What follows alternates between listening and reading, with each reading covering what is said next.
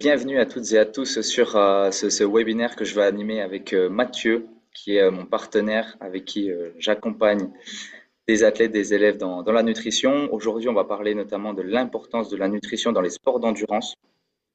On sait que c'est sur les sujets depuis plusieurs années maintenant. Et moi, typiquement, j'ai besoin d'un accompagnant parce que je pars sur mes préparations physiques, sur mes longues distances. Et c'est pour ça que j'ai fait confiance à Mathieu. On travaille, on va commencer à mettre quelque chose en place. Et Mathieu, est-ce que tu peux te présenter? Ton parcours m'a beaucoup inspiré et je pense Mhm. qu'il pourra en inspirer d'autres. Donc je te donne la parole.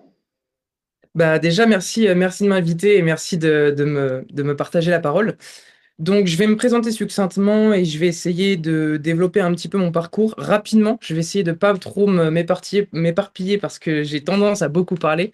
Vous verrez que quand on est passionné, on peut parler très rapidement de beaucoup de choses. Donc, je m'appelle Mathieu Delarue. J'ai un diplôme en biologie santé nutrition de l'université de Clermont-Ferrand et une licence du sportif en nutrition de Paris. Donc, j'ai commencé à travailler dans le domaine du sport il y a de ça à peu près 5 6 ans. Il faut savoir que j'étais en attente de faire un doctorat et pendant ce temps-là, je suis parti à l'étranger et donc ça a amené plus tard à, à beaucoup d'opportunités à travailler avec différents athlètes à travers le monde entier. Donc, à l'heure actuelle, je travaille avec des médecins et des athlètes sportifs de haut niveau du monde entier. Pour vous donner quelques pays rapidement, Mexique, États-Unis, Singapour, Costa Rica, Argentine, Brésil bientôt normalement, je l'espère, et d'autres pays de l'Europe, donc la France, l'Espagne, le Portugal, etc. Donc j'ai accompagné plusieurs athlètes dans le championnat du monde de différents sports. Donc ça va vraiment des sports de force aux sports d'endurance en passant par le surf. Donc les récents exploits de mes athlètes, je me les approprie pas, mais que j'ai pu accompagner dans la réussite et dans la prévention. On a Darshan qui est un surfeur qui vient de gagner l'une des compétitions les plus importantes de l'Amérique latine, pour ne pas dire de l'Amérique en entier, et Ludivine qui est championne du monde de streetlifting, qui est un sport de force qui est en émergence, donc c'est assez incroyable. Et j'ai accompagné plusieurs athlètes, notamment dans les préparations d'endurance et là j'en accompagne plusieurs sur des ultras. Donc Magnifique. je suis très motivé à partager sur mes connaissances ou mon expérience de l'alimentation. Magnifique. Voilà, je pense que maintenant on en sait un petit peu plus sur Mathieu. Mhm, Nous, on avait préparé ce webinaire en voulant axer sur les quatre piliers mhm. de la physiologie humaine et on va les prendre un par un. Il y aura vraiment un déroulé. Est-ce que tu voulais qu'on commence par le premier, Mathieu? Ouais, ouais. J'aimerais bien un petit peu détailler ces 4 piliers parce que vous pouvez peut-être vous poser la question, c'est quoi? Alors de mon expérience et de ce que je vous ai dit juste avant, je suis très lié à la science, donc je travaille avec des chercheurs, je travaille dans la science, etc. C'est vraiment ma passion. C'est vraiment quelque chose que j'aime, que j'affectionne, que je passe mes journées à faire. Et de mon expérience à travers ça et à travers mon expérience sur le terrain, j'en ai tiré 4 points fondamentaux à maîtriser si on veut être en bonne santé et performer. Mhm. Et Mhm. j'insiste sur le et.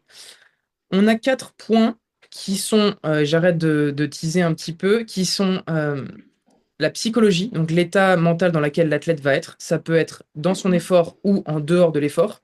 La relation avec l'alimentation, la relation avec sa société, la relation avec sa famille, avec ses amis, donc qui va être très important et qui va avoir un impact énorme sur les autres piliers. L'activité physique, qui est un pilier fondamental. De toute façon, je prêche un convaincu et des convaincus, j'imagine, parce que du coup, tous ceux qui vont nous écouter Sont préparent ou déjà en tout cas, pratiquants. voilà, sont déjà pratiquants.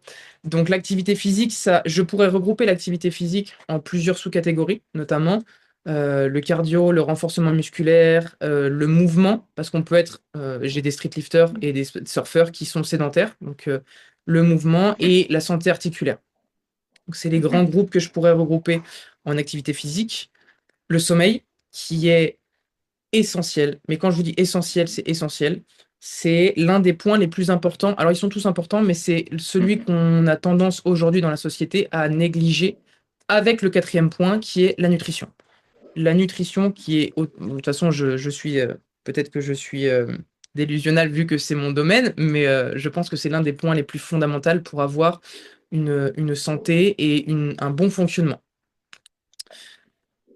Est-ce que tu veux que je développe un petit peu à quoi, si on se focus sur l'alimentation pour l'instant, à quoi va nous servir l'alimentation? Moi, je pense que c'est important. Voilà, comme moi, au final, je suis venu te chercher parce que Mhm. je manquais de connaissances. Et là, tu vas nous introduire du coup ben, la nutrition dans ces quatre piliers. Quel est Ouais. son rôle? Qu'est-ce qui fait que ben, aujourd'hui, tu accompagnes des personnes et que tu arrives à leur faire avoir une meilleure santé et puis au final avoir des meilleures performances? Ouais. Alors pour moi, l'alimentation, il y a énormément de choses à dire dessus. Euh, et on en reviendra très certainement, je pense, dans d'autres webinaires, parce que pour l'instant, dans une introduction à pourquoi l'alimentation c'est essentiel, on ne pourra pas tout développer, c'est impossible. Mais Oui, j'aimerais tout à fait. revenir sur deux choses qui sont essentielles pour une introduction, une première introduction, c'est que l'alimentation, elle a un petit peu deux objectifs. Et surtout pour les athlètes qui vont nous écouter, elle a deux objectifs. La première, c'est une prévention santé. En fait, l'alimentation va nous aider à avoir une santé qui est au maximum le plus adapté possible à notre vie. Donc en fait, tout ce qu'on va manger et tout ce qu'on va faire dans notre journée, ça va avoir un impact sur notre santé. Et l'alimentation, c'est le premier outil pour avoir une bonne prévention santé. Et ça, j'insiste vraiment sur l'aspect santé, parce que c'est le premier point. Le deuxième point, c'est l'optimisation de la performance.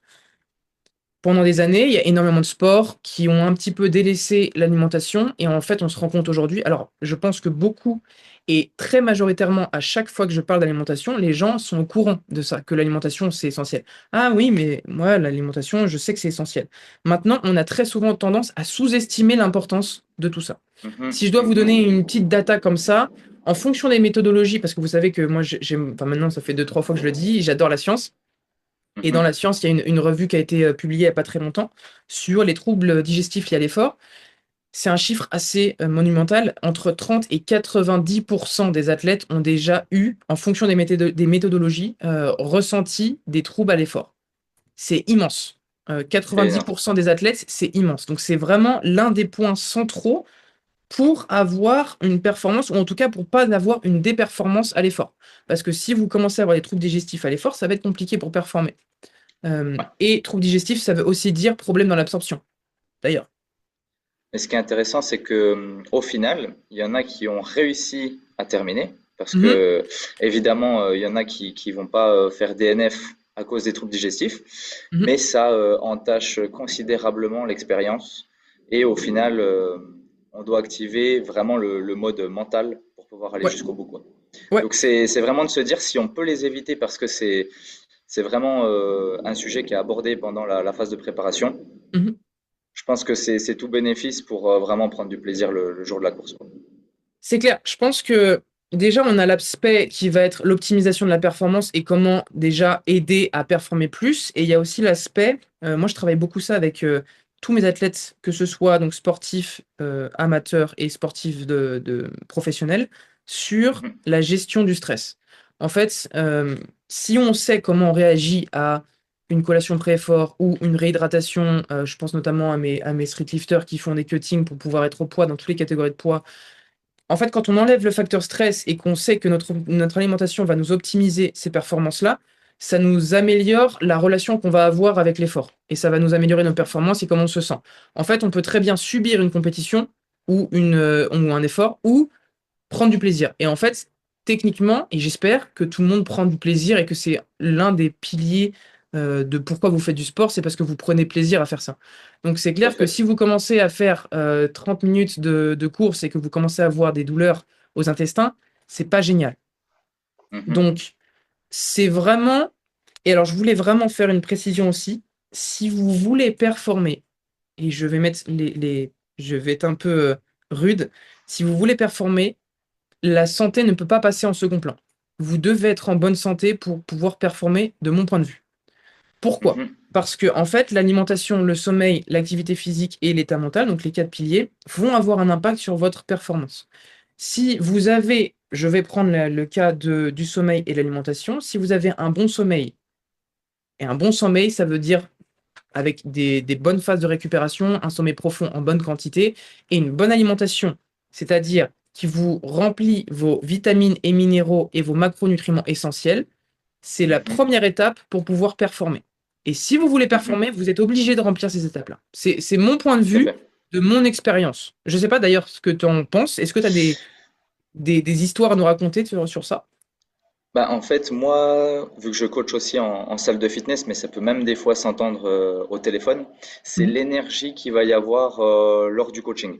Et ça va se passer dès les premières secondes. Je vais ressentir si la personne, elle est très tracassée, donc ça pourrait venir de son travail, mais ça mhm, peut être effectivement lié au fait qu'elle est fatiguée parce qu'elle n'a pas assez dormi.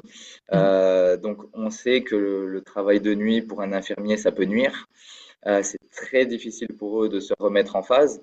Mais même sans aller jusqu'à travailler de nuit, se coucher trop tard et avoir un volume trop faible, mhm, ça peut être aussi commencer un coaching et partir sur une intensité élevée, mais au final, elle a pris un repas qui était trop copieux. mhm, Donc ça veut dire que moi, en tant que coach, je dois totalement revoir la séance parce qu'elle n'est pas apte à continuer. Sinon, malheureusement, ça va ressortir. mhm. Et voilà, donc c'est au final avoir des clients en face de moi qui ne peuvent pas exploiter le temps que je leur mets à disposition. Et ça, c'est des fois embêtant. Ouais. Et je redirais même, je reprendrai l'exemple, l'exemple que je t'ai parlé d'ailleurs il y a de ça quelques temps, Mhm. sur l'exemple avec mes surfeurs. Donc, pour vous donner un ordre d'idée, je ne sais pas si vous êtes familier avec le surf, mais en gros, on ne prend pas beaucoup de vagues dans une session. On en prend entre 10, 15, 20 si vous êtes très bon.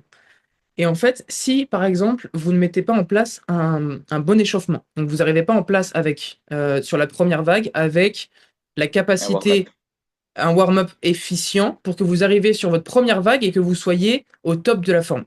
Parce que si vous êtes au Mhm. top de la forme, votre cerveau va intégrer directement les sensations, va intégrer la force, donc c'est une vague en plus.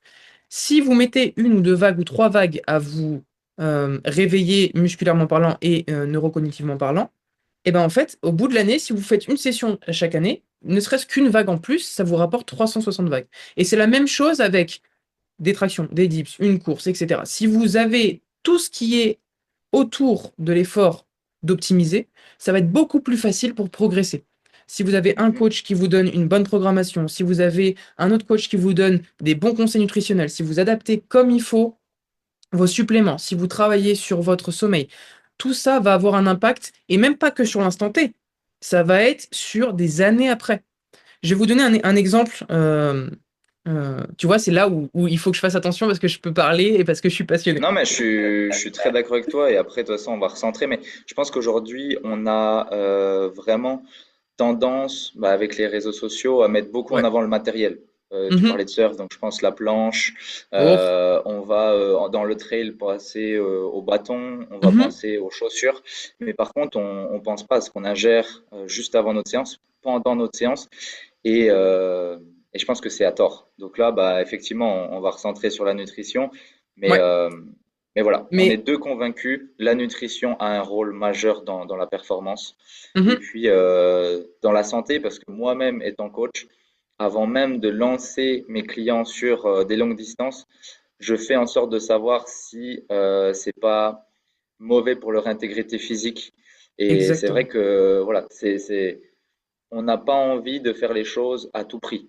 On se lance dans une préparation en disant, OK, est-ce qu'on est prêt à subir certaines choses, mais il faut Mhm. les subir très peu de temps. Nous, on a envie à 70 ans de pouvoir autant pratiquer ton sport et mon sport. Je pense que c'est Mhm. ça l'objectif à long Ouais. terme. Et C'est si on clair. regarde cette vidéo un jour, c'est de se dire, ah, on a réussi. C'est clair. Et c'est d'autant plus important de faire vraiment attention. Il y a des choses, en fait, pour te revenir sur le petit exemple, à quel point c'est important de faire attention. Chose qu'on a souvent tendance à oublier, le corps des femmes, par exemple, a un cycle hormonal. Et si on ne fait pas attention à ça, si on n'adapte pas l'entraînement, si on n'adapte pas l'alimentation à tout ça, en fait, on va se retrouver avec des densités osseuses qui peuvent être plus faibles. Alors, je te donne un exemple parmi d'autres, hein. Mais si on ne fait pas attention à la densité osseuse maintenant, quand ils ont de 20 à 40 ans, quand il va y avoir les changements hormonaux qui vont arriver à la ménopause, préménopause, on va se retrouver avec des densités osseuses qui vont être beaucoup plus faibles. Et donc, en fait, c'est un risque après d'avoir des ruptures. Et donc, c'est vraiment, vraiment important de comprendre que le sommeil, l'activité physique bien adaptée, donc avec un coach, c'est pour ça que je fais vraiment attention parce que je vois énormément d'athlètes qui partent sans coach et qui ont des programmations assez bizarres. Mhm. Un bon sommeil, un bon coach, une bonne programmation et une bonne nutrition, c'est vraiment essentiel. Il faut vraiment qu'on comprenne que les petits sous qu'on met de côté sur ces choses-là maintenant vont avoir un impact démultiplié après. C'est vraiment important.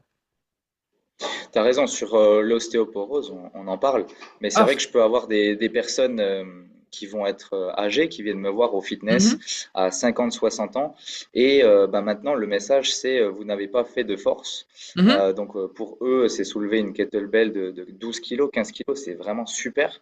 mhm, Mais on se rend compte de la fonte musculaire qu'il y a eu parce qu'il n'y avait pas les apports nécessaires, il n'y avait pas le stimuli aussi en termes de préparation physique. mhm. Et on se rend compte vraiment que ça commence très tôt, hein. C'est pas des discussions qu'on a à 50 ans. Ouais. À 25, 28 ans, on pourrait déjà être sur le déclin, à devoir essayer de conserver notre masse musculaire. Mhm. Et tu as raison, on parlait euh, du système hormonal. J'ai eu des personnes qui sont venues me voir en disant, Bastien, tu dois savoir que, il y a eu des moments l'année dernière dans ma préparation, j'ai pas eu mes cycles pendant 2 à 3 Ah, semaines, 5 semaines, ouais. et puis la personne était déjà avertie Mhm. que c'était en grande partie à cause de sa nutrition. Ouais. Donc je suis C'est, content qu'elle c'est, le sache et qu'elle va travailler dessus maintenant. c'est vraiment, en fait, on a souvent tendance à oublier l'importance de la prise en charge multidisciplinaire.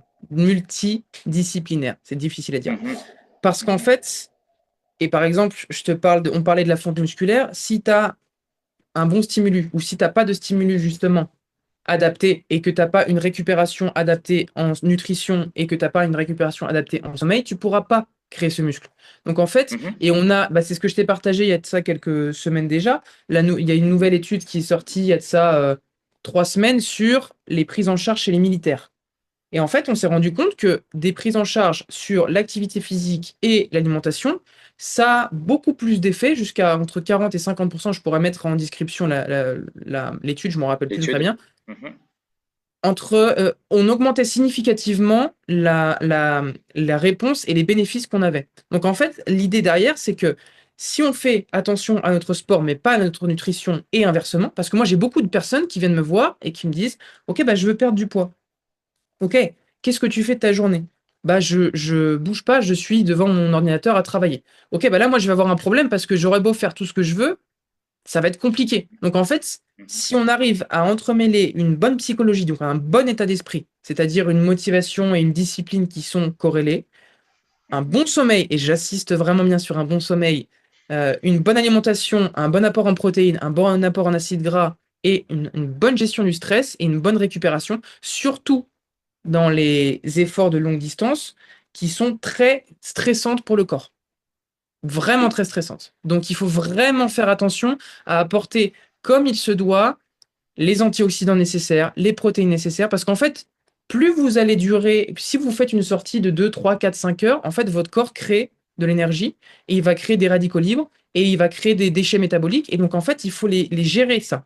Et si vous ne les gérez pas, le risque, c'est qu'on arrive sur une blessure, qu'on arrive Mhm, sur un vieillissement prématuré. C'est pas ce qu'on veut. mhm, Nous, on veut ça pour la bonne santé. mhm.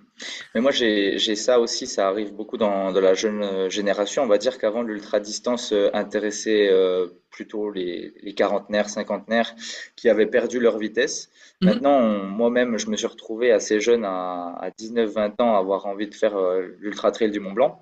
mhm, Donc c'est vrai qu'avec les vidéos YouTube, on se dit ah je peux partir là-dedans, mais on pense pas à ce qu'on peut dérégler.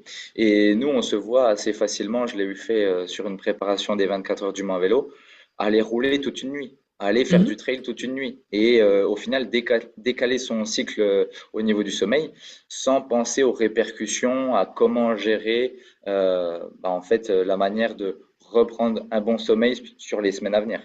Ouais. Donc on sait comment, j'ai envie de dire, euh, réduire le sommeil. On sait comment s'entraîner très dur, mais on ne sait pas après comment récupérer de ça, Mhm. comment remettre le plan derrière. Donc on est prêt à beaucoup donner, mais on ne comprend pas ce qu'on est en train de perdre au moment où on le fait, je pense. Exactement. Je pense que tu mets le point sur une data qui est hyper importante, hein. En fait, on le fait et on se rend pas compte de l'impact qu'il y a derrière et on se rend pas compte de ce que notre corps va avoir besoin. Beaucoup d'épreuves assez difficiles vont vous demander des adaptations au niveau sommeil, alimentation, récupération physique. Ça va être vraiment essentiel pour pouvoir déjà durer dans le long terme. Et pour rappel, notre objectif à nous deux et ce qui devrait être l'objectif des auditeurs qui vont nous écouter, Mhm. c'est la santé. La santé, c'est vraiment Mhm. le pilier de base. Ne serait-ce Tout à que fait. pour ne pas vivre pendant des années avec des pathologies chroniques, c'est essentiel.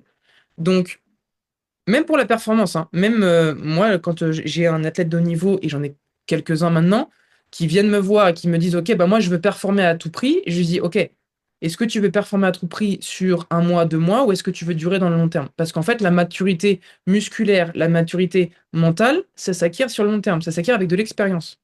Mhm. Si on n'a pas d'expérience, et c'est-à-dire l'expérience c'est des compétitions, du chemin de vie, des entraînements, différents types d'entraînements, etc. Si on n'a pas ça, parce qu'on est blessé ou parce que bah, à chaque fois, tous les 6 mois, on a cette tendinite qui revient, bah, c'est pas possible. On peut pas gagner de l'expérience et on pourra pas performer et ça va être terrible. J'ai eu l'occasion de travailler dans des hôpitaux pendant quelques mois, c'était semaines plutôt, on va dire. C'était terrible. C'était terrible. En fait, on voit des gens arriver avec des pathologies liées à l'alimentation et liées à l'hygiène de vie, donc au sommeil, à l'activité physique et à l'alimentation. Et en fait, aujourd'hui, dans notre société, on peut vivre très longtemps avec ça. Et c'est pas agréable. Donc, il faut vraiment mettre ce point-là, en fait, trouver le bon équilibre entre notre vie dans la société d'aujourd'hui, comment la société va impacter nos vies et comment on peut respecter justement ça. Parce que moi, je vois beaucoup d'athlètes qui sont très souvent en dehors en mangeant dans des restaurants, qui vont se diriger vers des pizzas, des frites, des choses comme ça, et ultra transformés, des burgers, des sodas, des choses comme ça peut être un problème au bout d'un moment. Alors, il y a aussi, et on y reviendra dans un webinaire probablement parce que c'est deux aspects fondamentaux de la nutrition, c'est l'aspect fonctionnel de l'alimentation, donc ce qui va vous apporter donc magnésium, etc., et l'aspect émotionnel. L'aspect émotionnel est à ne surtout pas négliger. Donc ça, on y reviendra plus tard parce que c'est vraiment à bien prendre en compte. Mais quand l'aspect émotionnel va remplacer l'aspect fonctionnel et que, ou alors on subit notre société dans notre alimentation, c'est là où ça devient un problème. Ou dans notre sommeil, ou dans notre activité physique. Moi, je pense à cette story que tu as aimée ce matin en voyant ce que j'ai posté. Donc hier, j'étais en train de manger un kebab avec les amis. Mais c'est justement là de montrer aussi qu'en tant que coach, en tant que nutritionniste, on n'est pas en train de prêcher la bonne parole en disant nos assiettes sont parfaites. Mhm, Il y a que des équilibres et nous, on ne subit pas ce que vous subissez. Alors moi, je peux le dire, j'ai pas de douleur au niveau du bas du dos ou de problèmes liés à la sédentarité mhm, de par mon style de vie. Mais par mhm, contre, c'est sûr que je suis allé chercher Mathieu parce que effectivement, j'ai envie de performer sur des distances encore plus longues. J'ai pas envie que sur le long terme, ça me soit préjudiciable. Mais c'est mhm. vrai que moi, tu parlais d'émotion. Au début, je comprenais pas trop ce que ça voulait dire. Mais étant sorti d'une très très grosse séance où on s'est envoyé une séance à RPE 9, donc c'est-à-dire très très proche de notre limite physique, j'avais qu'une envie, c'était de passer un bon moment avec mes potes et de dire allez, action récompense. Par contre, j'ai très mal dormi. C'était trop salé pour moi. J'ai dû me réhydrater pendant la nuit. Franchement, je comprends de plus en plus que je ne dois pas faire ça après chaque grosse séance et proche d'une compétition. Mhm. Jamais je ne dois faire ça la veille d'une compétition. Donc, au tout début, on se dit, ah non, mais c'est des belles paroles. Mais non, vraiment, une fois qu'on a compris, qu'on a un petit peu les exemples concrets en tête, Mhm. c'est flagrant. C'est vraiment flagrant. Je pense que tu as dit plusieurs choses intéressantes. Déjà, pour moi, l'alimentation parfaite, elle n'existe pas. En fait, Mhm. c'est une illusion de croire qu'on va pouvoir avoir ou atteindre la perfection. Parce que dans tous les cas, il y aura toujours des problèmes. Alors, on va pouvoir très bien changer notre filtre à eau, donc mettre un filtre à eau pour pas avoir de produits toxiques, prendre les aliments sans pesticides, etc. Il y aura toujours quelque chose. Il y aura toujours quelque chose. On devra toujours faire face à cette alimentation émotionnelle qui sera là en fonction de nos vécus, de notre moment dans Tout la à fait. société, etc. Donc, en fait, c'est une illusion de vouloir tout faire parfait. Maintenant, on peut faire au mieux de ce qu'on peut. Je peux faire au mieux moi-même dans mon quotidien avec mes imperfections pour améliorer cette nutrition, pour améliorer ce sommeil, pour améliorer cette activité physique, etc. Donc en fait, et c'est pour ça que l'alimentation aujourd'hui, vous le verrez probablement, ma prise en charge, elle est un peu à contre-courant de ce qui se fait parce que personnellement, je ne compte jamais une calorie avec mes sportifs. C'est vraiment quelque chose que pour moi ne fait pas sens parce qu'en fait, c'est vraiment à adapter à la personne. Si vous n'adaptez pas, je vais dire un truc bête, mais par exemple, on prend quelque chose qui va parler à tout le monde, ou en tout cas qui va te parler à toi et on pourra en parler. Le squat, c'est un mouvement Oui, basique, mais en oui, fonction de ta morphologie, moi j'ai des jambes qui font 15 mètres, bah, je vais pas avoir mhm, la même forme de squat que quelqu'un qui est vraiment court de segment. Et donc en fait, ça va être effectivement. adapté en fonction de la personne avec qui tu vas avoir. Ton entraînement va être adapté. J'ai des sportifs, des pompiers qui qui veulent participer à des championnats qui ont un travail qui leur demande d'être restreint la nuit. Donc en fait, il faut qu'on adapte à cette personne. Et donc en fait, Voilà, partir du principe que un plan alimentaire va correspondre à tout le monde, c'est impossible. Partir du tout à principe fait. que moi, je peux savoir ce que la personne en face va consommer, c'est impossible. Par contre, ce que je peux faire, c'est de dire, OK, bah là, on sait que ce qui est essentiel à l'alimentation, ça, on le sait, c'est on doit manger, premièrement. Oui. On doit apporter des vitamines et minéraux. Maintenant, qu'est-ce que toi, ton corps va absorber? Je n'ai aucune idée. Je ne peux pas savoir. Mhm, Qu'est-ce que tu vas mhm, brûler? Qu'est-ce que tu vas avoir besoin? Je ne peux pas savoir. Donc, en fait, on a une ligne directrice. Moi, avec mon expérience et avec mes connaissances, j'ai une ligne directrice. Je sais que si on va par là, on a de grandes chances de taper dans le mille et d'augmenter ta prévention, d'augmenter tes performances. Maintenant, mhm. il va falloir qu'on adapte à ta personne. Il va falloir qu'on adapte ta collation pré-effort, pendant effort, post-effort. Comment organiser avec ta vie? Est-ce que tu as des enfants? Est-ce que tu n'as pas d'enfants? Est-ce que ça va être compliqué à emmener? Enfin, il y a tout à voir. Donc, on peut faire au mieux pour prévenir des blessures, sachant qu'on ne peut pas garantir que avoir une bonne mobilité articulaire, une nutrition parfaite et un bon entraînement va prévenir de la blessure. Ça, c'est une illusion aussi. Mhm. On peut pas Tout à fait. on peut pas le prédire. Par contre, on peut essayer de mettre tous les petits jetons dans une boîte et dire, OK, bah là, j'ai fait tout ce que je pouvais. Si la blessure, elle arrive, elle arrive. C'est pas grave, j'ai aucun regret. Par contre, Ouais, si t'es aligné avec pendant... ça. exactement. C'est vraiment être aligné avec ses valeurs en se disant, OK, bah là, putain, ça fait chier, je me suis blessé ce matin, mais bon, en même temps, j'ai dormi 3 heures pendant une semaine. Bah, c'est normal. Tu peux pas être surpris, tu te dis, bah ouais, là, ça fait chier, tu vois, j'aurais pu l'éviter. Alors que bon, si tu as une blessure et que tu as fait tout parfaitement, ok. Bon, bah là, faut accepter, résilience, et tu fonces et tu dis, ok, bah voilà, réhabilitation, qu'est-ce qu'on va changer dans l'alimentation, qu'est-ce qu'on va augmenter, qu'est-ce qu'on va diminuer, et puis là, on adapte. Mais je pense en plus qu'au moment où on fait une blessure, où elle survient, on se fait une cheville sur un trail, erreur d'inattention, Mhm, globalement. Oui, on peut renforcer un petit peu les chevilles, mais il y a vraiment des personnes qui sont un peu plus hyperlaxes que d'autres. mhm, Et donc, à ce moment-là, on se dit, mais qu'est-ce que j'ai fait de faux dans ma prépa physique? Plutôt, je vais prendre un exemple. Tu parlais de cette personne qui n'a pas assez dormi, donc ça pourrait venir sur un claquage, par exemple. mhm. Il n'y a pas eu assez de sommeil. Moi, je sais que j'ai des issues assez faibles. J'essaierai toujours à me dire, enfin, plus rapidement à me dire, ah, je ne les ai pas assez renforcés. Plutôt que de revenir la nuit d'avant en me disant, ah bah je suis sorti, je suis rentré à 5 heures du matin et c'était pas le moment de faire ce type de séance-là. Ouais, C'était pas le jour. J'aurais dû ouais. faire une endurance fondamentale ou un autre entraînement, j'aurais dû réadapter. Donc voilà, je pense que des fois, en revenant en arrière, on pense que c'est la préparation physique et au final, non. C'était Mhm. sommeil et nutrition, des fois les deux ensemble. Exactement. Et je pense qu'il y a aussi cette chose, et c'est pour ça que si vous regardez un petit peu, il y a énormément de coachs qui se font coacher, parce qu'en fait, le retour qu'on a sur nous-mêmes, il est souvent plus exigeant, ou en tout cas, on est moins, j'ai les mots qui me viennent en espagnol. On est moins Lucide aussi sur... lucide. On est moins lucide sur nos sensations, et du coup, c'est pour ça il y a besoin d'un regard extérieur sur notre entraînement, adapter notre vie, notre alimentation, notre sommeil autour de ça. Donc, je pense que c'est vraiment important de vraiment prendre en charge, d'avoir des Ah oui, informations, de se renseigner, d'avoir cette autonomie aussi, de pouvoir se dire, OK, bah là, je sais que je suis pas dépendant de Mathieu, par exemple, parce que j'ai pas mon plan alimentaire. OK, bah moi, mes athlètes, le jour où ils partent de chez moi, ils sont autonomes. Moi, je leur dis, OK, au bout de 2 mois, 3 mois, 6 mois, OK, bah là, tu es autonome, tu peux y aller, tranquille. T'as plus besoin de moi, parce qu'en fait, tu es autonome, tu as compris comment ton corps fonctionnait, Et moi, j'étais juste là pour t'aider et t'aiguiller. Donc, c'est essentiel pour moi.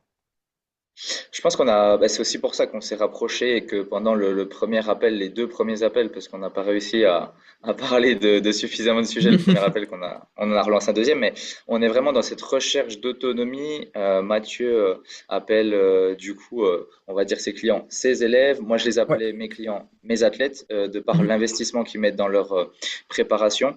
Mais on se comprend sur les termes et c'était Mhm. de dire, on veut pas qu'au moment, on sait de toute façon qu'une relation coach-athlète, coach-client, elle se termine un jour parce que des préparations, moi souvent, elles durent 5, 6 mois. J'ai des personnes que je suis depuis 2 ans, mais c'est pas la norme. Mhm. Donc on sait que ça s'arrête, il y a des pauses et on reprend plus tard ou pas, mais on veut qu'ils repartent avec quelque chose. C'est pour ça qu'on prend le temps d'expliquer, c'est pour ça que le suivi aussi personnalisé qu'on le propose, il a du sens Ouais. et qu'on n'est pas fan, toi et moi, de la consultation unique. Alors, quand une personne elle a besoin d'un petit ajustement, mais qu'elle est déjà très autonome, à ce moment-là, même moi, je fais des coachings techniques sur du squat ou sur de la technique en trail ou autre. Mais sinon, on est plutôt sur du suivi moyen-long terme, hein. Mhm. Voilà, je pense que moi, réellement, j'arrive pas à connaître assez la personne en dessous de 3 mois. J'ai besoin de ces 3 premiers mois pour savoir quelles sont ses zones de fréquence cardiaque et, et tout comme toi, ben, quelles sont ses méthodes alimentaires, Exactement. ses habitudes alimentaires, Ouais, excuse-moi. exactement. C'est vraiment. Déjà, moi, ça me fait à chaque fois une petite pointe au cœur quand je laisse partir un élève parce que moi, je les appelle les élèves parce que je pars du principe que je suis là pour transmettre quelque chose et d'essayer de guider. Donc, à chaque fois, ça me fait une petite pointe au cœur quand je dis, bon, bah voilà, t'as plus besoin de moi, t'es autonome. Mais je pense que c'est vraiment important de rendre, en fait, euh, les personnes autonomes et indépendantes sur la gestion de leur vie. Et comme tu disais, des fois, bah, quand il y a besoin d'une petite adaptation, moi, très souvent, je reviens relancer un petit peu où ils me disent, bah voilà, là, est-ce que je reprends, etc., ce type de supplément, est-ce que la vitamine C, etc. Du coup, ça va assez vite parce que la personne est autonome et elle comprend directement. Mais ça demande, en fait, je ne vois pas aujourd'hui comment on peut prendre quelqu'un en charge sur une préparation avec une consultation chaque mois. Je comprends pas, ou en tout cas, on perd un temps fou. Parce qu'en fait, un objectif. Moi, je vais travailler avec, OK, on va travailler ça en objectif cette semaine ou ce mois-ci. Ouais, Mais moi, ouais, ouais. il me faut un retour. Parce que si j'ai pas de Feedback, retour, ouais. elle me dit, bah voilà, en fait, ah bah en fait, je digère pas le kéfir. Ah, ah bah là, on a perdu un mois, du coup. Fait chier. Mhm. Parce que sinon, Oui, oui, tu m'aurais dit, bah voilà, au bout de 3 jours, ah bah en fait, je le digère pas. OK, bah on va changer. Et en fait, quand tu as cette proximité, bah déjà, moi, ça me permet d'avoir une implication avec l'élève, de savoir un petit peu comment son alimentation impacte sur sa vie, sur, OK, bah là, tu vois que tu fonctionnes plus avec ça, tu fonctionnes plus avec ça. Donc, c'est beaucoup plus facile, ça va beaucoup plus vite et c'est beaucoup plus efficient, je trouve, de prendre en charge, déjà pluridisciplinairement, avec quelqu'un. Alors, moi, je travaille énormément avec beaucoup de coachs pour les préparations de compétitions du monde, par exemple. On était une équipe de quatre, un kiné, une prépa mentale, le coach en street lifting et moi-même. Et en fait, c'est ça qui va vraiment participer à, avec le coach, on va pouvoir se dire, OK, avec le coach, qu'est-ce que tu veux faire, toi? Tu veux travailler sur augmenter l'endurance fondamentale. OK, ben moi, avec ça, je peux travailler sur l'hydratation pendant effort. Et du coup, on va se regrouper, on va adapter l'alimentation, le coach, voir les réactions, et en fait, on va pouvoir avancer beaucoup plus vite, de façon beaucoup plus saine. Donc, c'est tout à essentiel. fait. Tout à fait. Moi, c'est vrai que dans mon accompagnement, j'ai toujours voulu laisser un nutritionniste, que ça soit déjà le leur et Mhm, avec qui je peux communiquer, mhm, ou alors moi créer une offre, donc ce qu'on est en train de faire ensemble, mhm. pour que la personne se dise, OK, de manière holistique, je suis accompagné. Ouais. Mais c'est vrai que là, on parlait beaucoup du sport de haut niveau. C'est important de se dire que même au niveau amateur, parce que en Mhm, l'occurrence, moi, je pense que, et ça, j'ai pas peur de le dire, j'accompagne beaucoup d'amateurs et j'ai pas accompagné de sportifs professionnels, donc des personnes qui vivent du sport. Moi, j'accompagne des personnes qui dépensent beaucoup, que ce soit dans le cyclisme, moi-même, dans la nutrition, dans les hôtels, sur les courses et tout. Donc nous, on dépense. Et à un moment donné, on se dit, OK, j'investis beaucoup de mon temps, qui est la ressource au final la plus précieuse, c'est le temps. ouais. Du temps qu'on passe pas avec ses proches, du temps qu'on passe pas ailleurs au travail. Et donc, au moment où on le passe dans le sport, le but, c'est qu'il y ait un petit retour sur investissement. Bah, on l'a dit Mhm, en plaisir, c'est de se mhm, dire, OK, à ce moment-là, est-ce que j'ai le smile ou à chaque fois que je rentre, je suis déçu de moi-même. Déçu mhm, parce qu'au final, je m'investis, mais je vois que les autres, ils vont 6 fois plus vite que moi. mhm. Non pas qu'il faut se comparer aux autres, mais c'est qu'il y a une petite erreur quelque part. Que soit on s'entraîne trop fort trop souvent, soit qu'il n'y a pas assez d'intensité. Donc ça peut vraiment être plein de choses. Large. Et, euh, et au final, c'est pour ça que nous, on va se dire, non, ben, on peut accompagner des amateurs. On a des offres qui s'adaptent au budget des amateurs, clairement. Euh, mais on a besoin de feedback de la part de nos élèves, de nos athlètes. Et j'étais avec un ami qui me dit hier, parce que je coach un ami, il me dit, mais Bastien, tu le prends pas pour toi. Je dis, mais non, mais merci de me dire que tu voulais passer à 2 séances Aerox par semaine et que parce que je t'en mets qu'une, c'est pas assez pour toi. Mhm. Merci, je ne le prends pas personnellement. Je préfère ça plutôt qu'à la fin de la prépa, quand tu n'arrives pas à ton chrono, tu me dises, écoute, Bastien, je pense que on aurait dû en mettre deux. Non, il faut que tu me le dises en amont. Et voilà, je pense que Exactement. on a vraiment besoin, nous, du feedback pour ça, quoi, tout simplement. Ouais. Et je te rejoins même sur cette. Très souvent, ce qui sépare l'amateur du professionnel, c'est, Mhm. je vais dire, le chrono et les performances, mais c'est presque ça en Mhm. fait. Parce que les Mhm. investissements des sportifs amateurs est quasiment le même que les sportifs pros. Alors, pas partout, mais je prends le street lifting, les sports endurance, le surf, les Mhm. amateurs investissent autant de temps que les pros. Et je coach beaucoup de pros qui passent même moins de temps que les amateurs sur le sport. C'est un mec, je te prends un sportif, un surfeur, hein, c'est un mec qui Mhm. surfe depuis qu'il a 5 ans. Donc forcément, bah lui, il rame 30 minutes par jour et puis il fait ses trucs, il sort. Alors que des sportifs, des surfeurs amateurs qui vont dans l'eau 2, 3 fois, qui vont à la salle de sport 3, 4 fois par semaine. Et donc en fait, l'investissement des amateurs est souvent aussi important que l'athlète de haut niveau. Et c'est pour ça que ils ont besoin aussi d'un suivi aussi poussé que les sportifs de haut niveau. Mhm. Et les sportifs Mhm. de haut niveau, ils ont aussi besoin du même suivi qu'un amateur, c'est-à-dire la prévention santé, c'est la base. L'amateur, prévention santé, c'est la base. L'optimisation de la performance, on peut très bien la faire sur un sportif amateur. Et j'ai beaucoup de sportifs pros qui sont pas optimisés du tout, hein. Mais j'en ai Mhm. beaucoup qui se disent, OK, bah là, c'est pas optimisé, mais c'est pas grave. Parce que c'est des humains Mhm. avant tout, et parce que on n'est pas obligé d'arriver à des extrêmes pour pouvoir performer. Non, Donc, alors, tout à fait. Je pense que aussi on se fait une idée du haut niveau. Moi, c'est pour ça que j'écoute énormément de podcasts sur le haut niveau et que c'est des anecdotes que je partage à mes athlètes. C'est ben, voilà, les volumes d'entraînement du triathlon haut niveau sont 25 à 30 heures. Il y a des athlètes qui vont s'entraîner du coup amateurs. Pour certains, c'est faux ce que je dis. C'est-à-dire que je peux pas appeler un amateur un athlète, mais voilà, mhm, je le fais quand même et qui vont arriver et faire un Ironman et s'entraîner 25 à 30 heures par semaine, mhm, qui s'imbriquent dans leur vie personnelle et professionnelle. mhm, Ça se fait. On a 168 heures dans une semaine, mettre 25 à 30 heures d'entraînement, je l'ai fait 2 fois l'année dernière. mhm, Ça passe sur les pics de haut volume. Maintenant, tous les sports ne requièrent pas autant de volume d'entraînement. mhm. L'Irox en ce moment me prend 8 à 12 heures par semaine. Je suis un amateur. Je fais des Aerox Open, même pas en pro.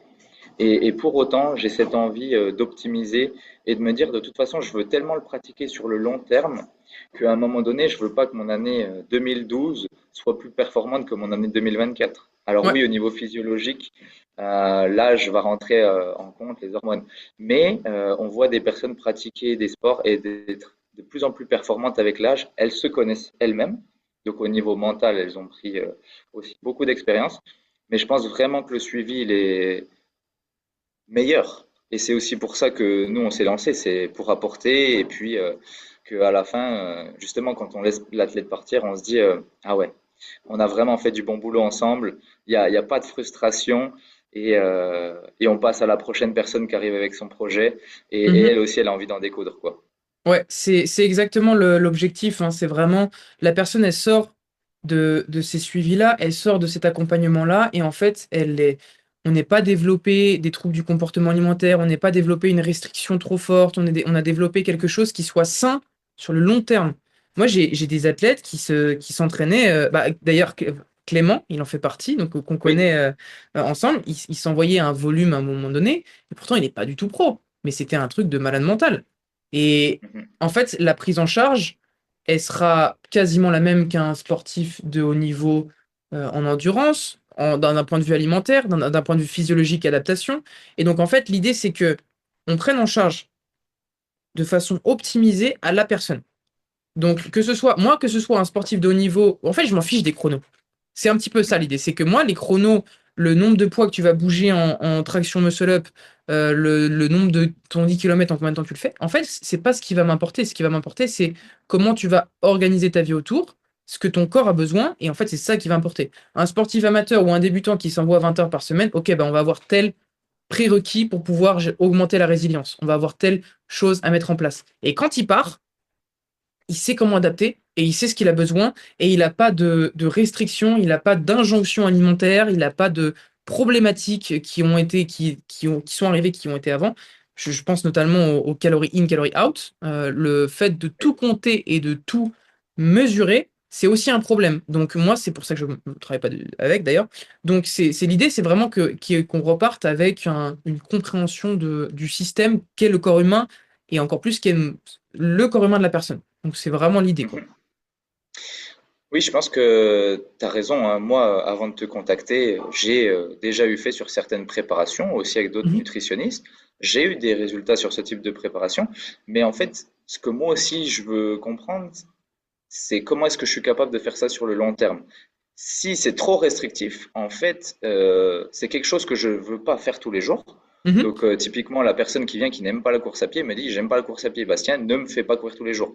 Donc, mhm. je vais essayer de comprendre comment mélanger certains sports avec d'autres et de dire, ben, au début, tu fais l'alternance de marche-course à pied. Et si un jour je sens qu'elle commence à aimer ça, ah ok, on peut partir sur une petite prépa spécifique. Mhm. Mais je pense que effectivement, et là, on va vraiment toucher un point, c'est faut que ça soit réalisable sur le long terme. Donc Exactement. effectivement, compter ses calories toute sa vie, c'est pas possible. Je... C'est juste, je le souhaite à personne. Or, Moi-même, il y a des jours, je me dis, ah tiens, aujourd'hui je compte pas, et ça me fait une bouffée d'oxygène incroyable. Par contre, de me dire, ok, je suis en prise de masse, il me faut au minimum mes apports en protéines. mhm, Je vais regarder au petit déjeuner, à ma collation, à midi, le soir avant de me coucher, si je prends une caséine, à assimilation lente et tout ça. Moi, c'est vrai qu'en termes de prépa physique, je suis très axé sur les protéines. mhm, Et puis en sport d'endurance, je suis très axé sur les glucides, mhm. donc post-séance, intra-séance. Et encore, je travaille avec toi parce que j'ai aussi envie qu'on inclue les lipides, parce que je Mhm. pense qu'aujourd'hui, je consomme pas assez de lipides. Mais ça, c'est tous des sujets qu'on abordera dans d'autres webinaires, parce que comme tu dis, il y a beaucoup de sujets à aborder. Mais voilà, toi, ta méthode, c'est pas compter les calories, mais au final, essayer de comprendre qu'est-ce qui est mis en place et comment est-ce que tu peux enlever certaines carences que tu cibles déjà au final dès le début. Ouais. Alors, c'est vraiment intéressant. Alors, je sais pas si on a un petit peu de temps pour déblayer un Petite petit peu ce vingtaine de minutes sujet, encore. Ouais. mais en fait, dans ma prise en charge, en tout cas dans mon expérience, je vais donner un exemple tout bête, hein. Ludivine, championne du monde de street lifting. Je ne sais pas si vous vous rendez. Elle a un total à plus de 300 ou 400 kilos en 4 mouvements. C'est immense. Pour donner, elle a un record au dips à 70 kilos, je crois. Et elle a un record en muscle-up à 17,5. Je crois qu'elle a un record du monde. Enfin bref, je ne sais plus exactement, mais c'est assez impressionnant. Et en fait, elle est venue me consulter parce qu'elle était à 57 et elle concourt en moins de 52. Donc là, on a Et un 5 petit cas kilos. de se dire, OK, comment on va cutter ça? Comment on va descendre ça? Parce qu'en fait, elle avait loupé ses championnats d'Europe d'avant, donc c'est un bon reminder. Elle a loupé ses championnats d'Europe parce qu'elle était fatiguée, elle se sentait pas très bien. Ça, c'est un exemple plus parlant parce que bon, elle est championne du monde, donc ça va vraiment être un gros exemple, mais des cas comme ça, j'en ai des dizaines. Mhm. Donc, rebond post-compétition, elle est passée de 51 à 57, elle n'arrivait plus à descendre. Frustrée, mauvaise gestion de son poids, mauvaise alimentation, donc un problème à ce niveau-là. Je n'ai avec elle même pas compté une seule calorie et elle a fait championnat de France, elle a gagné, et championnat du monde, elle a gagné. Elle a fait 2 fois au poids sans compter ni 1 gramme. Alors, Mhm. comment on a fait? Ben, en fait, on a organisé son alimentation en fonction. Alors, moi, je sais à peu près ce qu'elle a. Je sais comment elle fonctionne et je sais ce qu'elle a dans l'alimentation. Et je sais en regardant ce qu'elle avait besoin, on allait vers quelque chose où ça avait potentiellement un impact positif. Petite histoire drôle, la première Mhm. semaine, donc on a commencé le suivi, donc elle était à 55 et elle n'arrivait plus à descendre de poids. Je lui ai fait manger 2 boîtes de foie de morue la première semaine. Je lui dis, bah ok, bah tu changes rien, tu manges 2 boîtes de foie de morue. Et puis la semaine d'après, elle me dit, bah attends, mais je perds du poids. Je dis, ok, bah on continue. Et en fait, on a organisé l'alimentation autour de comment ton corps réagit. Et il s'est avéré qu'avec elle, on est parti sur du low carb. C'est aussi ma méthode de fonctionnement. Je travaille beaucoup avec le low carb aussi. Mais ça, on y reviendra peut-être un jour. C'est un grand débat et Mhm. c'est assez à l'opposé de ce qui se fait. Mais on est parti sur du low carb. Elle est arrivée à moins de 52, sans compter un grammage. Et en fait, c'est vraiment ce que j'essaie de mettre en place avec tous mes sportifs. Parce Mhm. que les calories, pour la petite histoire, c'est une data, c'est une mesure qu'on utilise en science pour comparer deux points. En fait, on va comparer une situation avec une autre. Et les calories, c'est comme les watts. C'est une méthode de comparaison. Donc, Mhm. se focaliser sur ça, déjà, il faut savoir combien exactement le corps consomme de calories, ce qui est impossible. Parce qu'en fait, on n'a pas de champ calorimétrique autour de notre corps. On ne peut pas le faire. Alors, tu peux très bien savoir à un moment donné T, mais le corps, c'est un système ouvert. Donc, c'est-à-dire qu'il va y avoir des échanges avec l'environnement. Et à partir de ce moment-là, si on ne sait pas ce qu'on absorbe, si on ne sait pas les changements qu'il va y avoir, bah, moi, ça me paraît. Alors, ça peut marcher, c'est une data en plus, mais ça me paraît peu optimisé ou en tout cas peu intéressant de travailler avec ça comme base. Je préfère augmenter l'alimentation dans ce qui est important pour le corps humain, gérer les suppléments, l'hydratation, etc. et voir comment l'athlète se sent et après on adapte. Et c'est vraiment Tout à fait. l'objectif de, ok, bah après, en fait, elle sait que elle, Ludivine, elle sait comment elle fonctionne. Après, elle n'a pas besoin de, de, de compter ses calories à vitam aeternam parce que c'est pas possible. Et plus important, en fait, quand tu mets des cadres trop stricts sur les calories et sur une prise en charge avec un plan alimentaire, qu'est-ce qui se passe si je t'enlève ton plan alimentaire? Qu'est-ce qui se passe si je t'enlève tes calories? Ah ben, on reprend très très vite nos anciennes habitudes. Enfin, en fait, Mhm, ouais, c'est ce qui se passe aussi en termes de prépa physique, hein. C'est, mhm. je sais plus quoi faire. Bah ouais. Et en fait, Bastien, on redis-moi a ce que je dois faire. déconnecté, on a déconnecté avec le. Moi, cette semaine encore, j'ai enlevé il y a quelqu'un qui est venu me consulter, street lifter, parce que je travaille beaucoup avec les street lifters en ce moment. Je lui ai enlevé les calories. Il me dit, mais je suis perdu. Je dis, qu'est-ce que je fais avec mon alimentation? Ah, bah comment on fait? On n'a pas de calories, on n'a pas de grammage. Comment on se détache de ça? Et en fait, il y a un truc qui est tout simple, c'est les sensations. Est-ce que tu as faim? Bah là, j'ai pas trop faim. Ok, bah t'arrêtes de manger. Est-ce que tu as faim? Ah là, j'ai un peu faim. Bon, ok, bah on adapte, on ajuste. Et naturellement, c'est drôle parce qu'il a descendu de 800 calories en se fiant Hmm. à ces sensations. Alors moi, j'ai des Mhm. petites applications qu'on peut utiliser, etc. Et encore une fois, c'est des mesures d'estimation. Ça va utiliser une base de données. Par exemple, la banane, elle a tant de calories. Et la banane que l'athlète il va manger, ça sera pas la même. C'est pas identique. Donc, ouais, c'est impossible de se mesurer. Donc, Mhm. on peut établir la portion haute des vitamines. On se dit, OK, bon, bah là, là j'ai un exemple très flagrant. Et d'ailleurs, je te partagerai la photo juste après. Mhm. C'est assez flagrant. J'ai une personne qui est venue me voir et qui m'a dit, bah voilà, là, je suis à 70 kilos, je ne peux plus perdre de poids. Je Mhm. dis, OK, on va regarder un petit peu tes vitamines et minéraux. Elle consommait 1300 calories par jour. Et Mhm. Ouais, à des très bas. journées, 800 calories par jour. Alors, c'était femme sédentaire, etc. Et tu regardes ces vitamines et minéraux, même si c'est des estimations, on se dit, bon, bah là, il y a un problème. Oui, Donc, oui, tout à fait. on augmente tout, on augmente les vitamines et minéraux, on augmente les calories parce qu'on s'en fiche des calories. Donc, indirectement, les calories vont augmenter parce qu'on va augmenter les taux de vitamines et minéraux. Et du coup, les calories vont augmenter, c'est de l'énergie. Mhm. Donc ça fait sens. Et en fait, bah, cette personne-là, elle peut retrouver une perte de poids. Des supplémentations en vitamine D, j'ai vu des athlètes perdre du poids juste avec une supplémentation en vitamine D parce qu'ils étaient dans les choux. Donc quand on Mhm. comprend un petit peu l'importance des vitamines et minéraux, on se dit, OK, bah, peut-être qu'on va gérer ça en premier, ensuite les macros qui en découlent, et ensuite les calories dans un temps, si j'ai jamais géré les calories d'ailleurs, mais s'il y a besoin de calories, OK, on fait les calories. Mais c'est vraiment pas la Non, mais première arme, quoi. je pense que c'est, si je fais le parallèle avec le sport, c'est réussir à s'entraîner sans sa montre. Mhm. Aujourd'hui, on va te dire, OK, mais ouais, le F, il faut que tu me donnes une allure, Bastien. Je dis, mais c'est ta sensation à l'effort. Ouais. Tu dois être capable de parler à la personne d'à côté. Maintenant, c'est des phrases qu'on entend de plus en plus, hein. Mhm. Voilà, c'est pas grave si t'as pas ta montre, parce que tu peux même faire une séance de fractionné, hein. Et tu vois, en Aerox, on n'a pas les données GPS. Donc en fait, on peut pas connaître notre allure au moment où on court. On doit se fier à une sensation. Et c'est ça qui est incroyable.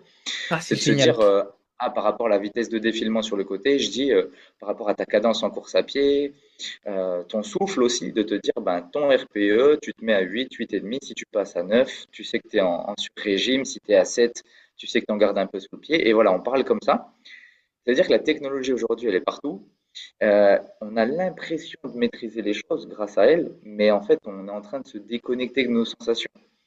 Et je pense que effectivement, et moi je vais beaucoup apprendre à tes côtés là-dessus, de dire, ben en fait, ouais, réellement, on va y revenir. Moi, je pense que j'ai beaucoup d'émotionnel à avoir, de dire, ah ouais, trop fier de ma séance, du coup, je peux faire ce que je veux. C'est genre open bar, Mhm. alors que non, pas forcément. Et Mhm. inversement, dans des moments où je dis, mais attends, j'ai pas fait d'entraînement, je mérite pas, tu vois, la question de mérite. Et c'est pour ça, je pense Mhm. qu'un jour, on prendra ma, ma, ma préparation alimentaire, on va dire ça, Mhm. et on la détaillera. Et je pense qu'il y aura beaucoup de choses à tirer parce que, comme je dis, moi, j'ai rien à cacher.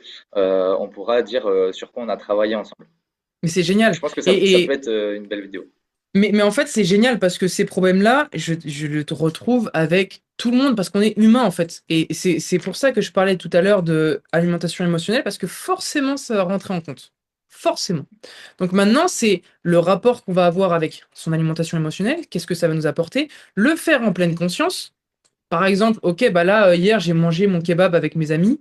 Bah en fait, j'ai vraiment apprécié le moment. C'était génial. Je me suis ressourcé. Est-ce que c'était nécessaire pour me ressourcer? Oui, non. Et en fait, tu vas venir en creusant et en regardant. C'est pour ça qu'en fait, une consultation, pour moi, c'est difficile à prendre en charge parce que ça va plus loin que ça. Ça va plus loin que juste, ok, bah, je te donne un plan alimentaire.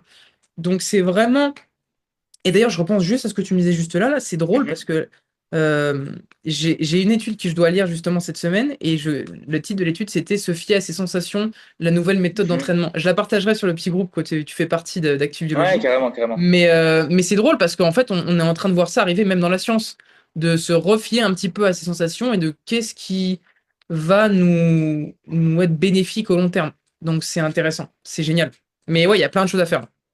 Et je pense, toi comme moi aussi, on y reviendra un peu, parce que voilà, là, on a parlé pendant 50 minutes, 1 heure de nutrition. Alors, sur la deuxième partie, beaucoup plus avec des exemples Mhm, et de ce que nous, on vit au quotidien, mais je pense que ça vous apporte aussi, c'est le lien avec notre passé.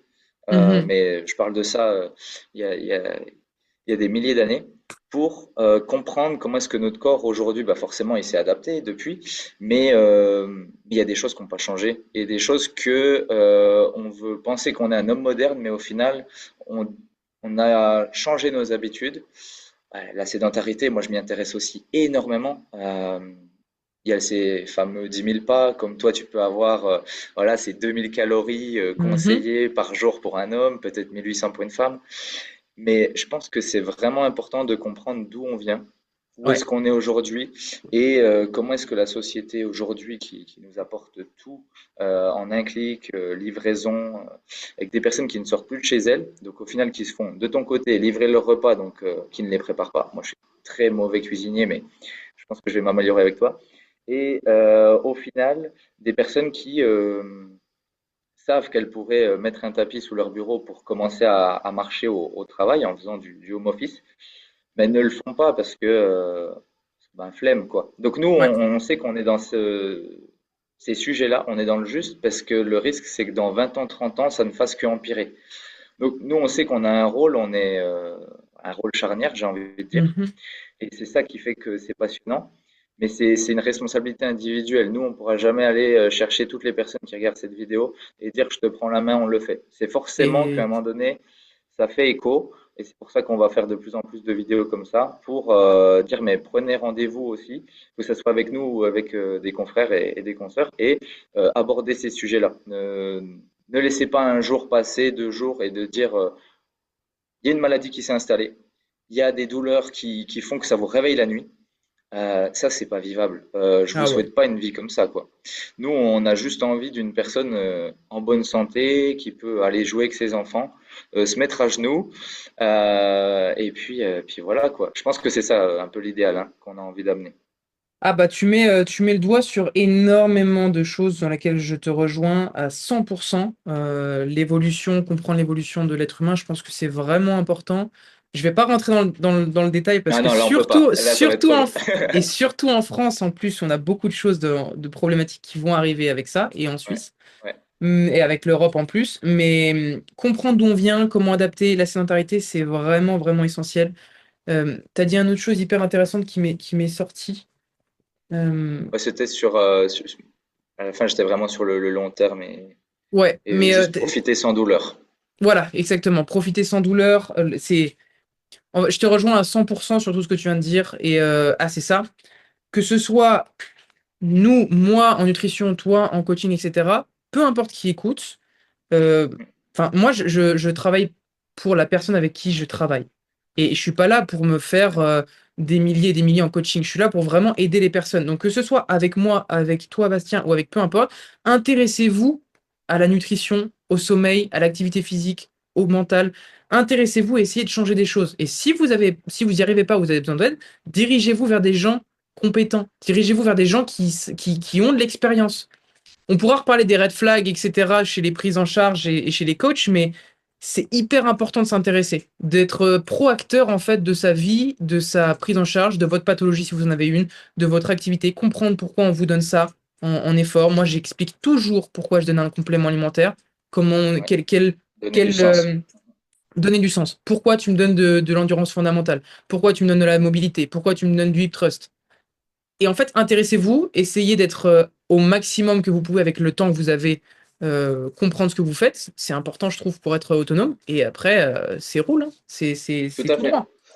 Je pense et j'espère aussi qu'on n'a pas, au final, fait peur à certaines personnes de dire, bah, il y a beaucoup à gérer, mais on y revenait sur ces quatre piliers qui étaient dans notre introduction. Ils sont là. Mhm, Moi, c'est vrai qu'ils m'ont beaucoup parlé quand tu me les as expliqués. J'étais aligné avec ça. Et de se dire, mais de toute façon, on ne peut pas tout faire en une fois. mhm, C'est pour ça hein, vraiment que moi, je viens de tourner une vidéo tout à l'heure où je parlais de la progressivité. Je pense que c'est le maître mot. oui. C'est pas un sprint, c'est un marathon. On est là pour, en finale, dire ben, on n'est pas parfait. On est une nuance de gris. Ça aussi, j'aime beaucoup le dire. Il n'y a pas de blanc, il n'y a pas de noir. On prend le temps de faire les choses et puis chaque jour, c'est une petite victoire. Donc, si jamais vous avez changé un plat, que vous avez cuisiné vous-même plutôt que d'aller l'acheter, si vous avez fait vos prep meals, si jamais vous avez fait une séance de renfort à domicile, ou que vous êtes allé marcher sur votre pause de midi et que vous arrivez à 8 000 pas, mais c'est pas les 10 000, mais c'est pas grave. C'est déjà beaucoup mieux Mhm, que les jours où vous vous êtes dit non, ça sera le jour d'après. Donc je pense que ouais. c'est un peu la conclusion d'ici de dire ben nous, on sera toujours là avec Mathieu. On va collaborer ensemble vraiment sur le long terme pour vous apporter sur ces sujets-là. On va lancer une offre, donc peut-être qu'au moment où vous l'écouterez, elle est déjà en ligne, mais en tout cas, notre suivi, il va être basé autour de tous les sujets qu'on a abordés aujourd'hui. Mhm. Moi, j'ai eu un monstre plaisir à t'écouter. Aujourd'hui, c'était vraiment du coup passionnant parce que tu as raison. Nous, on peut plus nous arrêter, mais c'était vraiment Mhm. top. Est-ce que tu as un petit mot de conclusion, Mathieu? Bah non, franchement, je pense que t'as résumé avec de très beaux mots ce petit échange. J'ai adoré échanger et de toute façon, tu l'as compris, hein, j'adore parler et échanger autour de cette passion. Donc, j'espère qu'on Mhm, va. De toute façon, je sais qu'on va faire des belles choses mhm. et j'ai très hâte. J'ai très hâte de la suite. Ouais, c'est cool. Ben, je pense que nous, on va avoir un rythme assez, on va dire, intense au début parce que voilà, il y a beaucoup de choses à dire. Mhm. Des sujets qui ont déjà été abordés ailleurs, mais on apporte aussi notre vision, nos Mhm. exemples aussi. Je pense que c'est ça qu'on va faire le plus, c'est parler de nos athlètes, des fois avec de l'anonymat, mais des fois avec des belles histoires et on pourra citer les noms et les prénoms. Et voilà, donc on peut vous dire que la chaîne sera de plus en plus remplie. Et puis, si vous avez des questions, vous n'hésitez pas. Nous, on est assez présents, enfin, en tout cas pour ma part, sur Instagram. Mathieu, est-ce qu'on peut te joindre sur un site ou quelque chose comme ça? Pour l'instant, sur Instagram, je dirais que je suis pas encore le Mhm. plus actif, mais c'est dans Ouais, les petits papiers. Donc, Instagram, j'ai un trop bien. website aussi, mais sinon, non, juste Instagram pour l'instant. Ok. Alors, de toute façon, on va communiquer de plus en plus ensemble. Et puis, Puis les amis, en tout cas, un grand merci pour votre écoute. Si vous êtes encore là, c'est vraiment que ça vous a passionné. Et on se dit à très vite sur une prochaine vidéo. Mathieu, on se dit à la prochaine.